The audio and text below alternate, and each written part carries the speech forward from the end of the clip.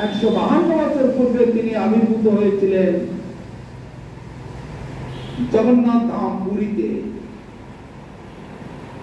বিরাট তার জীবনী, তার লীলা কাহিনী অনন্ত, অব্যক্ত, অচিন্ত। ভগবানের লীলা যেমন অনন্ত, ভগবানের ভক্তেরও লীলা জীবনী অনন্ত। তিনি একদম সাক্ষাৎ বৃন্দাবন ধাম থেকে যেন নেমে এসেছে। সাক্ষাৎ ভগবান রাধা গোবিন্দ তাকে পাঠিয়েছেন এখানে। আমরা এখানে সাধন ভজন করে করে উপরে ওঠার চেষ্টা করছি, তাই না? আর ওনারা একদম সশরীরে একেবারে সাধন ভজন করে করে কমপ্লিট করে একবার উপর থেকে নিচে নেমে আসে। স্কুলে মাস্টারগুলো যেমন কলেজ ইউনিভার্সিটি থেকে বিদ্যা শিক্ষা কমপ্লিট করে তবে নিচে নেমে আসে, নেমে এসে স্কুলে পড়ায়, তাই না? স্কুলে আমরা ছাত্ররা আমরা ধীরে ধীরে তাদের পদার্থ অনুসরণ করে তাদের শিক্ষাগুলো গ্রহণ করে ধীরে ধীরে উপরে ওঠার চেষ্টা করি। কিন্তু মাস্টারমশাই আমাদের সঙ্গে শেখেন না, তারা একদম সেখান থেকে শিখে পড়ে রেডি হয়ে কমপ্লিট করে তবে নিচে নেমে আসে। তেমনি ভগবানের পার্শ্বগণ, তারা হচ্ছে রাধারানীর গণ, রাধারানীর জন। রাধারানী কেন বললাম? রাধারানী হচ্ছে ভগবানের আহ্লাদিনী শক্তি, ভগবানের হৃদয়। রাধা কোনো আলাদা বস্তু নয়। যারা মূর্খ মানুষ তারা অনেক ব্যঙ্গ করে, আমরা প্রেম করলে দোষ, রাধা কৃষ্ণ প্রেম করলে দোষ নাই। এসব মূর্খ মানুষ। রাধা কোনো আলাদা কিছুই নয়। রাধা হচ্ছে কৃষ্ণের হৃদয়, হৃদয়কে বার করে পাশে দাঁড় করিয়েছে। পূর্বে যখন কিছুই ছিল না, কৃষ্ণ একাই ছিলেন, রাধা রাধা সব তার ভিতরে। আবার এখন এত কিছু দেখছি, কৃষ্ণ নিজের দেহকে প্রসারিত করেছে, করে এত কিছু কোটি কোটি ব্রহ্মাণ্ড, কোটি কোটি গোপ গোপী, কোটি কোটি দেবী দেবতা সব ভগবানেরই বিস্তার রূপ। যে রূপটি অর্জুনকে দেখিয়েছিলেন, যে রূপটি অনেককে দেখিয়েছিলেন, যে বিশ্বরূপ, তাকে বলে বিশ্বরূপ। সেই রূপ ভগবানের নিজস্ব রূপ, অনন্ত, অব্যক্ত, অচিন্ত। তো সেই কৃষ্ণ তার নিত্য ধামেতে নয়নমণি মঞ্জরী রাধারানীর একদম খুব নিকটতম সখী ছিলেন। তাকে তিনি পাঠালেন, যাও ধরাধামে, জগতের অবস্থা খুব খারাপ, কেউ কৃষ্ণ নাম করছে না, কালী কালী নিয়ে পড়ে আছে, পাঁড়া বলি দিচ্ছে, খাচ্ছে যাচ্ছে, ভোগ করছে। কেউ ওদিকে শঙ্করাচার্য নিয়ে পড়ে আছে, গলায় মালা তিলক করে না, হরিনাম করে না, অহং ব্রহ্মাস্মি, অহং ব্রহ্মাস্মি, মানে আমি সেই ব্রহ্ম, আমি সেই ভগবান, এইসব করছে। যত সব অপধর্ম, অপশিক্ষা, অশাস্ত্রীয় বৃত্তি, আরো নানান সব অনাচার দুরাচারিতে ভরপুর। হরিভজন কেউ করছে না। তুমি চলে যাও ওখানে গিয়ে বিরাট ভাবেতে তোলপাড় করে দাও। কেন? মহাপ্রভু শ্রীকৃষ্ণ চৈতন্য রাধা কৃষ্ণ নহে অন্য, রূপানুগ জনের জীবন। সে মহাপ্রভু ভবিষ্যৎবাণী করে গেছেন। কি ভবিষ্যৎবাণী? পৃথিবীতে যত আছে নগরাদি গ্রাম, সর্বত্র প্রচার হইবে মোর নাম। এই কথা মহাপ্রভু বলে গেছে।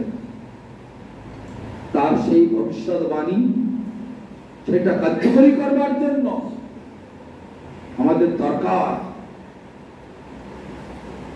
অতএব সেই মহাপ্রভু থেকে অন্য কেউ নাই, স্বয়ং রাধাকৃষ্ণ তিনি গৌরাঙ্গ হয়ে এসেছে।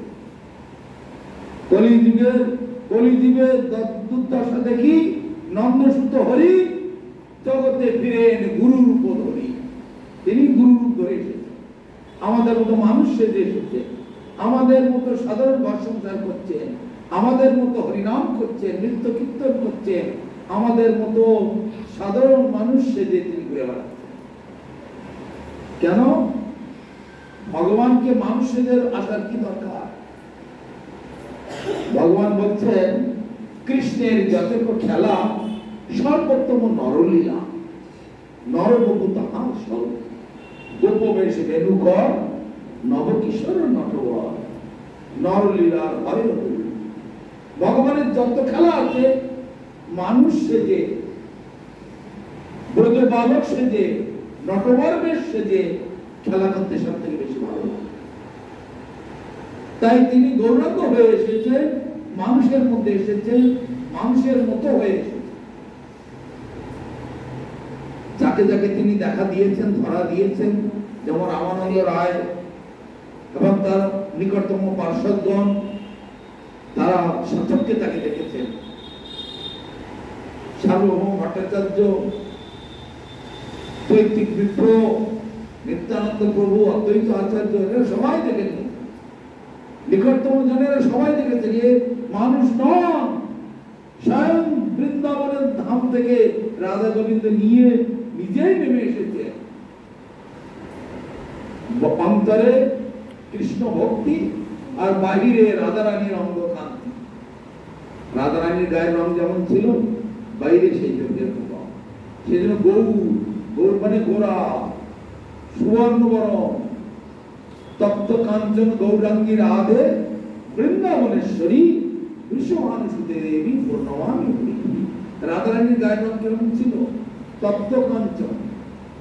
তপ্ত কাঞ্চন মানে, কাঞ্চন মানে সোনা।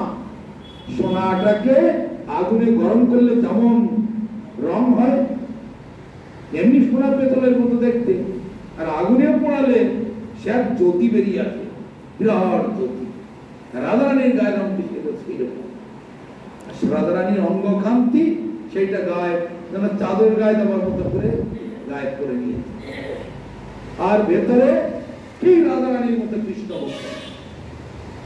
তিনি ভবিষ্যৎবাণী করেছেন এই পৃথিবীতে যত শহর নগর গ্রাম আছে সর্বত্র আমার নাম মানে হরে কৃষ্ণ মহামন্ত্র এইটাই প্রচারিত হবে। সেই কথা সত্য করবার জন্য তিনি আবার সেখান থেকে তার নিজজনদের পাঠিয়ে দিয়েছেন, অর্থাৎ আমাদের গুরুবর্গ। এরা সব ভগবানের, রাধা রানী সব পার্শ্বদ, নিজের জন। তাহলে তিনি কি অসম্ভব প্রচার করেছে। তার এক একটা বাণী, এক একটা ফিলোসফি, এক একটা কথা, এক একটা মানে একরকম। তার কথা দু চারটে বলি।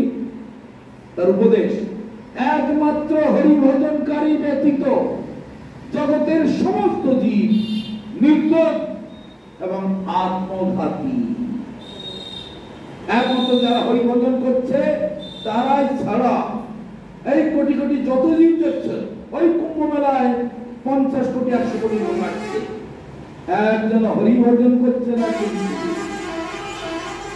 একজন হরিভজনকারী নন, ওরা কর্মী, জ্ঞানী, যোগী, সিদ্ধিকামী, মুক্তিকামী, এইসব নানান রকমের, কিন্তু হরিভজনকারী একজন নন।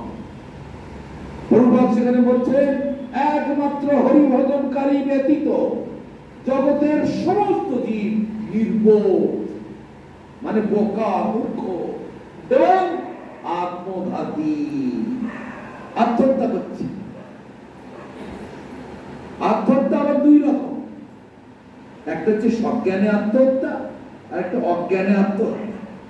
সজ্ঞানে আত্মহত্যা আমরা জানি, বিষ খেলো, গলায় দড়ি দিল, গায়ে তেল ঢেলে আগুন জ্বেলে দিল, জলে গিয়ে ডুবে মরল। সাঁতার জানে, জলের মধ্যে লাফিয়ে ডুবে মরল, চলন্ত গাড়ির উপরে লাফিয়ে পড়লো, উঁচু বিল্ডিং এর থেকে লাফিয়ে পড়লো।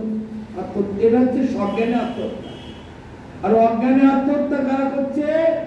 যারা হরিভজন করছে না, আর যারা ওই ধর্মের নামেতে আমরা ওই মতের লোক, আমরা সেই মতের লোক, আমাদের গুরু ওই, আমাদের গুরু সেই। তোমার হরিনাম নাম করে না, আমাদের গুরু বলেছে হরিনাম করতে হবে। তো গলার মালা করে না, তিলক করে না, না না না, আমাদের গুরু বলেছে মালা মালা করতে হয় না, তো একাদশী করতে হয় না, ও তিলক করতে হয় না, ও সব বাধ্যতা। এসব এক ধরনের লোক আছে, এরা হচ্ছে সুবিধাবাদী। যেমন পচা কাঁঠাল তেমনি আমার পচা করতে। একটা কাঁঠালের দাম 100 টাকা, সে একই সাইজের কাঁঠাল আবার 20 টাকায় দিচ্ছে। তো 100 টাকার কাঁঠালটা না নিয়ে সে 20 টাকা দিতে হবে, তার মানে সে ডাল মে কুছ কালা হয়। এই কাঁঠালের মধ্যে কি আছে? 100 টাকার কাঁঠাল হলে 20 টাকার কাঁঠাল, তার মানে বাড়ি গিয়ে দেখবে কেটে কুটে ফেলতে ফেলতে শেষকালে কি বাঁধবে, যতটুকু বাঁধবে তাও আবার গন্ধ খাওয়া যায়। তো জগতে ধর্মের নামে তো এরকম চলছে। যারা হরিনাম করতে বলে না, যারা গলায় মালা পরতে বলে না, তিলক করতে বলে না, একাদশী করতে বলে না, মাছ মাংস খাওয়া নিষেধ করতে বলে না, ঠাকুরকে ভোগ দিয়ে খেতে বলে না, সেই দল সব থেকে ভালো, তারাই সব থেকে ভালো। ওরাই তো আসল সাধু, ওরাই তো ঠিক পথে নিয়ে যাচ্ছে। আর ওই সব ওই গৌরী মঠের লোকেরা, সরস্বতী মঠের লোকেরা ওই যে মাছ মাংস খেয়ে না, তারপরে একাদশী করো, তারপরে ঠাকুরের ভোগ দিয়ে খাও, এই সব ফালতু। এরা ভালো না, মোটে ভালো না। তাই হচ্ছে ভোগীদের লক্ষণ।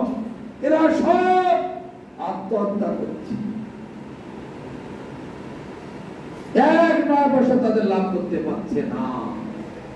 আমরা ইচ্ছা মতো ধর্ম করতে পারি না। ভগবান বলছেন ধর্মচেষ্টার মদাত্মক। ধর্মটা কি? আমি হলাম ধর্মের স্বরূপ, আমাকে কেন্দ্র করেই সব ধর্ম। আমি হলাম ধর্মের মূল কর্তা। অহং হি সর্বজ্ঞানাং ভোক্তা চ প্রভুরেব চ। ভগবান গীতাতে বলছেন, যারা গীতা পড়েন তারা জানেন, যৎ করসি যৎ স্নাসি যৎ জুহসি দদাসি যৎ তপস্যসি কৌন্তেয় তৎপুরুষ্য মদর্পণ। যাপ করো, যজ্ঞ করো, হোম করো, গাড়ি করো, বাড়ি করো, বিয়ে করো, শ্রাদ্ধ করো, অন্নপ্রাশন করো, যা কিছু করো না কেন আমাকে কেন্দ্র করেই করো। কেন? তারপর শ্লোকে বলছে, তার কারণ হলো হে অর্জুন, অর্জুন জিজ্ঞেস করছে কেন এত বড় গুরুত্বপূর্ণ কেন আপনি? তার বলছে, হে অর্জুন, অহং হি সর্বজ্ঞানাং ভোক্তা চ প্রভুরেব চ। আমি হলাম সমস্ত যজ্ঞের হত্যা, কর্তা, বিধাতা, ভোক্তা। আমি ছাড়া আর কেউ নয়, একমাত্র আমি হলাম সর্ব কারণের কারণ। তাই যারা আমাকে আশ্রয় করেছে তাদের আর কোনো ভয় নেই। আমার এই পথ অভয় পথ, অভয় চরণ। অভয় যে চরণ আশ্রয় করলে আর ভয় থাকে না, সেই পথকে বলা হয় অভয় পদ, অভয় চরণ। অতএব আর সব কিছুতে ভয় আছে, দেবী দেবতারও ভয় আছে, ব্রহ্মারও ভয় আছে, কোটি কোটি সাধু মুনি ঋষি সকলের ভয় আছে, কিন্তু কৃষ্ণ ভক্তদের কোনো ভয় নাই।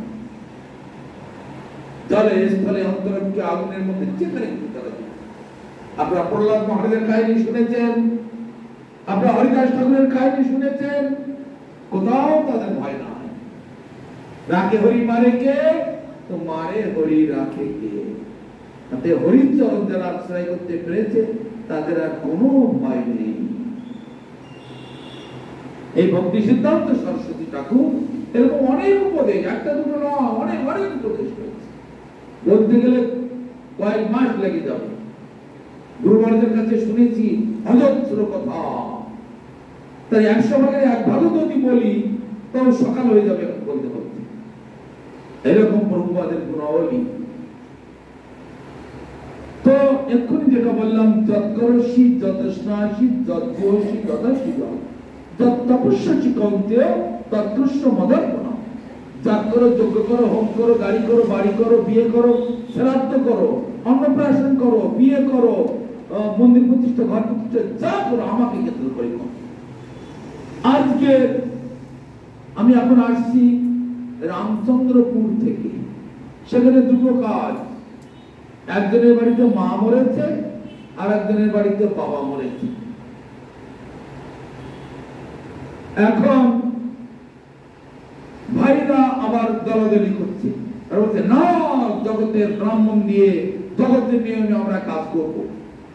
আবার যারা ভক্ত তারা বলছে না, আমরা বৈষ্ণবীয় মতে কাজ করব, গোস্বামী মতে কাজ করব। মহা সমস্যা পড়ে গেছে। এরা বলছে আমরা বাইরের সমাজে যেটা চলছে সেই মতে কাজ করব, আর যারা বৈষ্ণবী তারা বলছে না না, আমরা মঠ মন্দিরে যেমন করে সেই মতে করব।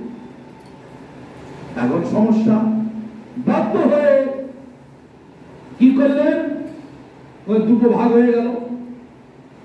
এক ভাগ লোক তারা তাদের মাকে নিয়ে বা বাবাকে নিয়ে তাদের মতো করে করতে লাগলো, আর আরেক ভাগ লোক তারা বৈষ্ণবদের ডেকে নিয়ে সুন্দর ভাবে বৈষ্ণবীয় মতে শ্রদ্ধা করতে লাগলো।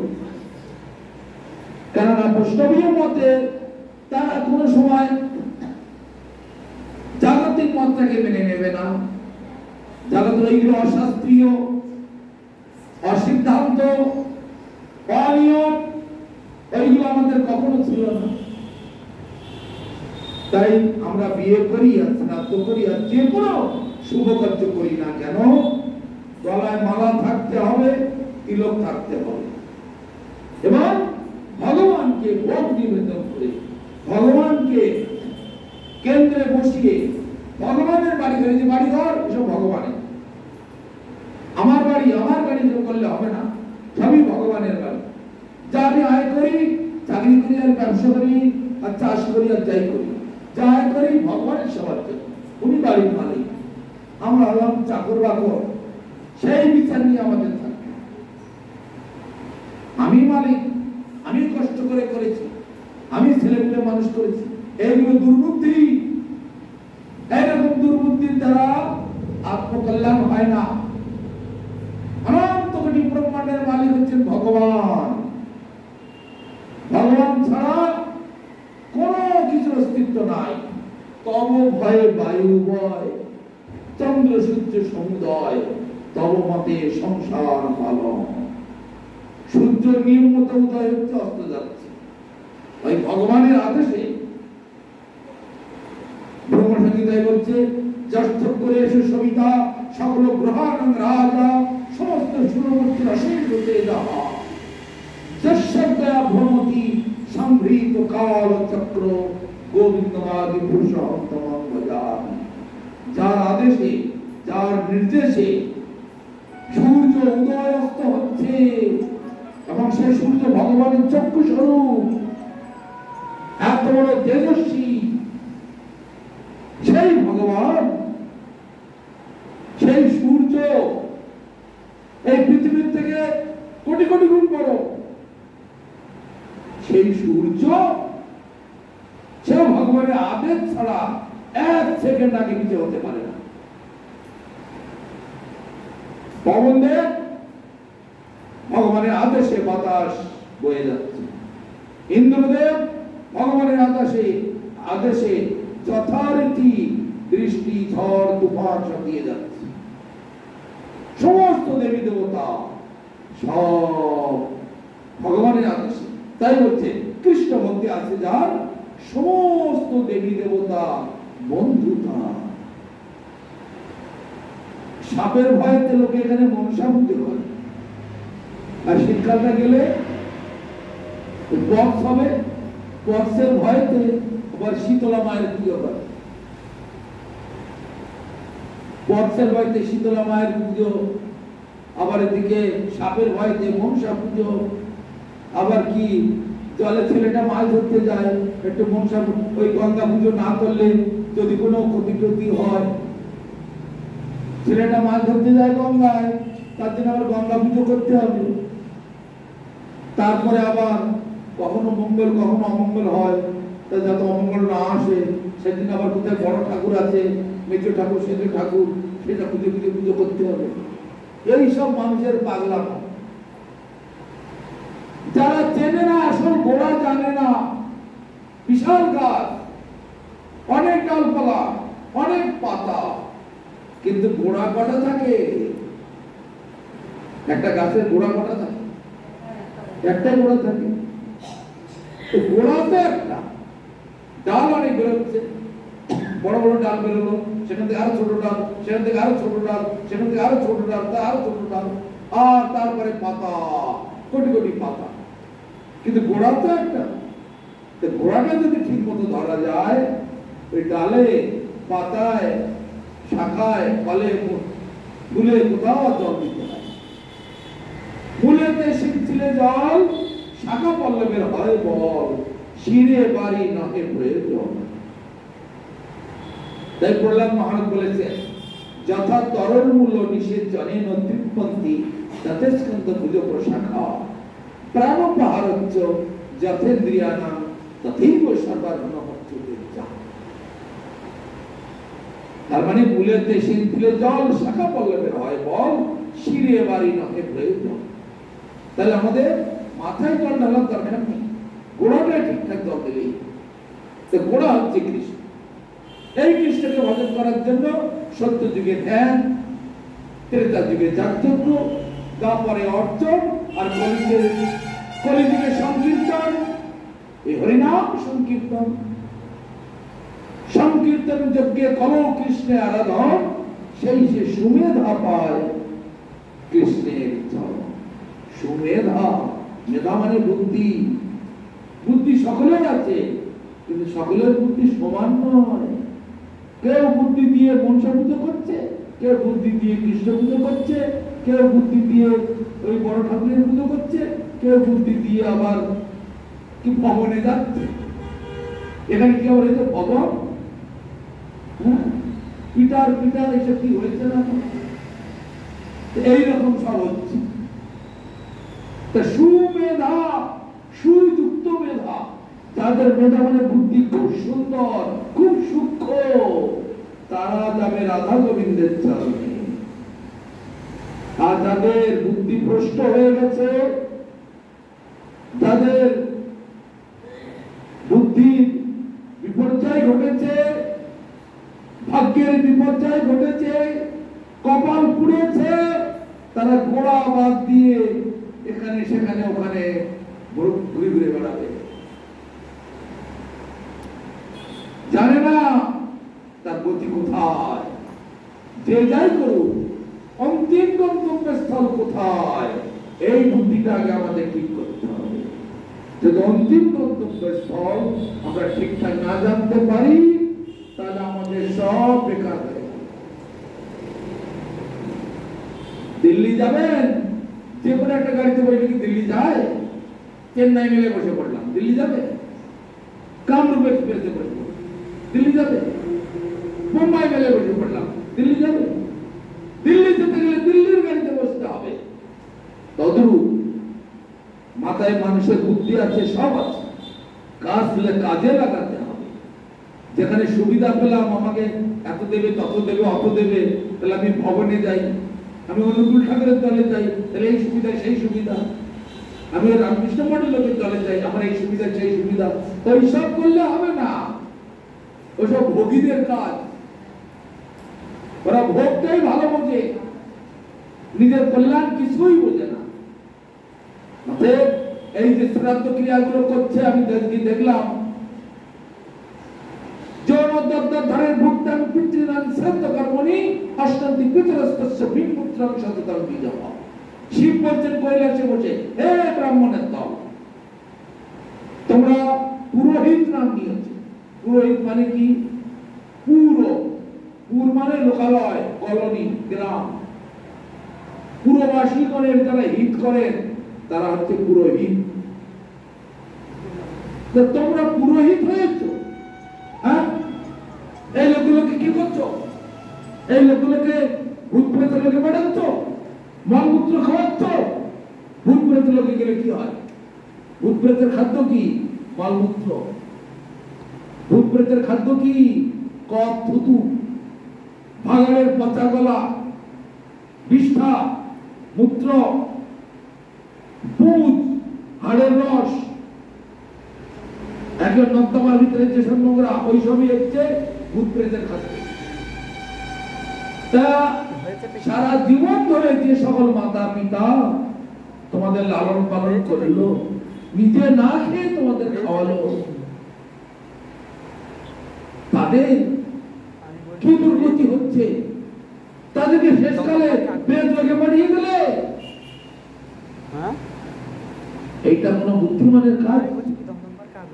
নিজেদের সুখ ভোগের জন্য, নিজেদের আরামের জন্য, আনন্দের জন্য, নিজেদের শান্তির জন্য মা বাবার কথা একবার ভাবলাম না। না ভেবেছো ভালো, তুমিও রেডি থাকো, তোমার ছেলে মেয়েরা তোমাকে তো নিবৃত্তের লোকে পাঠাবে। পাপ কখনো পাপ কেউ ছাড়বে না। অতএব হে ব্রাহ্মণের দল, এর পরিণামটা কি হবে? 5-7 প্রকারের লোকেরা সব নরকগতি প্রাপ্ত হয়। যে লোকটা মারা গেছে তার, সে তো নরকে যাবেই। যে শ্রাদ্ধ করছে মানে ছেলেরা, তারাও যাবে। যে ব্রাহ্মণ শ্রাদ্ধ করছে সেও যাবে। আর সেইখানে সেই সব অমর্থ মাছ মাংস এনে যেখানে রান্না হচ্ছে শ্রাদ্ধ উপলক্ষে, যারা নিয়ে এসে করছে তারাও যাবে। আর যারা সেখানে খেতে যাচ্ছে তারাও যাবে। আর যে সমাজ ওই অবিচার অন্যায়টাকে স্বীকার করে নিচ্ছে তারাও যাবে। তার জন্য সমাজের এই অবস্থা, আয়লা, সুনামি, তারপরে ঘূর্ণিঝড়, আমফান, তারপরে এই কি করোনা ভাইরাস, কত কি সব কি কারণে হচ্ছে? এই মানুষের কারণে। এই সবগুলো সত্য ত্রেতা দাপর এইসব যুগে ছিল না, এই কলিযুগে তো এইগুলো দেখা যাচ্ছে। অতএব হে ব্রাহ্মণের দল, তোমরা শাস্ত্র পড়ো। সাধারণ মানুষেরা শাস্ত্র পড়ে না। কেন পড়ে না? তাদের আলস্যতা। তাস খেলার সময় পায়, মোবাইল ঘাটার সময় পায়, চায়ের দোকানে বসে আড্ডা দেওয়ার টাইম পায়, কিন্তু গীতা ভাগবত শাস্ত্র পড়ার টাইম তারা পায় না। এমনই তারা কপাল পড়া, এমন ভোগী, মহাভোগী। তাই তারা ভগবানের সম্পর্কে জানতে বুঝতে চেষ্টা করে না। কত পুরাণে এগুলো বলা আছে,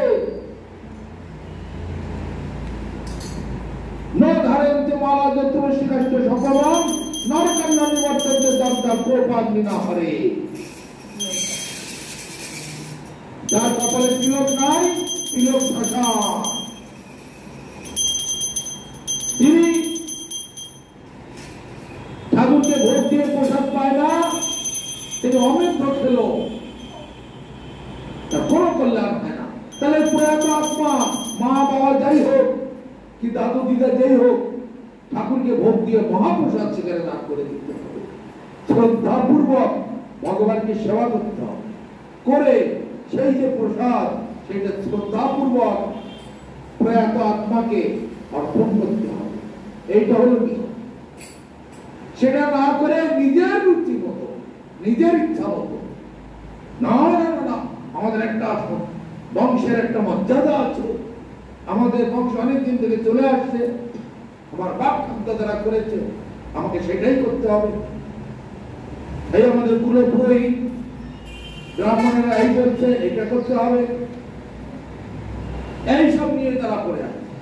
তার মানে তারা আমার মা বাবা বা তাদের মা বাবা, তাদের কল্যাণের কথা কিছু ভাবলো না। ওই সমাজের নিয়ম, কুলপ্রথা, ওই যে সংস্কার, কুপ্রথা, এইগুলো নিয়ে তারা করে আছে। আত্মকল্যাণ কি করে হবে? ভাগবতে আরো ভয়ঙ্কর কথা বলছে। ভাগবত পড়লে গাল লোক খারাপ হয়ে যাবে। ভাগবতে বৃত্রাসু চিত্রকেতু সংবাদে বলছে, চিত্রকেতু বলছে, এই সন্তানগণ, চিত্রকেতু অনেক বড় পরিবার ছিল, সন্তান, ইন্দ্রের সঙ্গে যখন লড়াই হচ্ছে, তোমরা লড়াই করো, পিছে যেন কাপুরুষের মতো পালিও না। আমাকে উদ্ধার করবার জন্য, আমাকে বাঁচাবার জন্য তোমরা লড়াই করো ইন্দ্রের সঙ্গে। ইন্দ্রের ভয়ঙ্কর বড় বড় অস্ত্র, বিরাট বড় বড় বজ্র, বিরাট বড় বড় ঝড় তুফান, তাদের সঙ্গে লড়াই করতে হচ্ছে, ঘাবড়ে যাচ্ছে। তো ভয়তে যদি পালিয়ে যায়, তাই চিত্রকেতু হুঙ্কার দিচ্ছে, শোনো পুত্রগণ, পুত্র আর মূত্র দুটি সমান। জীবের যেটা দিয়ে মূত্র নির্গত হয়, সেটা দিয়ে পুত্র নির্গত হয়। তা পুত্র হয়ে যদি পিতা মাতার উদ্ধারের কার্য না করে, সেই পুত্র মূত্রের তুল্য। ভাগবতের কথা শুনলে সাধারণ লোক ঘাবড়ে যাবে, বাপ রে বাপ, এ কিরকম ব্রহ্মাণ্ডিক হবে। তা পুত্র হয়ে যদি পিতা মাতার উদ্ধারের কার্য না করে, সেই পুত্র মূত্রের তুল্য। কিন্তু জগতের মানুষ এমন সব অন্ধ, এমন সব অজ্ঞ মূর্খ, ভোগে লিপ্ত, তারা ওই পিতা মাতার উদ্ধারের কথাও সব বোঝে না। সমাজে যেটা চলছে, বামনেরা যেটা বলছে, আমাদের মা বাবারা যেটা করে এসেছে, সেটাই করছে। লাভটা কি হচ্ছে? প্রেত লোকে গতি হচ্ছে। কতদিন সে প্রেত জনি প্রাপ্ত হয়ে থাকতে হবে তারও ঠিক নেই। কেউ 1 লক্ষ বছর, কেউ 10 লক্ষ বছর, কেউ 1000 বছর, কেউ 500 বছর, কেউ কোটি বছর। তারপরে আবার যদি মনুষ্য জন্ম পেতে পারে, তাহলে সন্তান, যে মা বাবা এত কষ্ট করে তাদের লালন পালন করলো, একটু তাদের উদ্ধারের কথা ভাবলো না?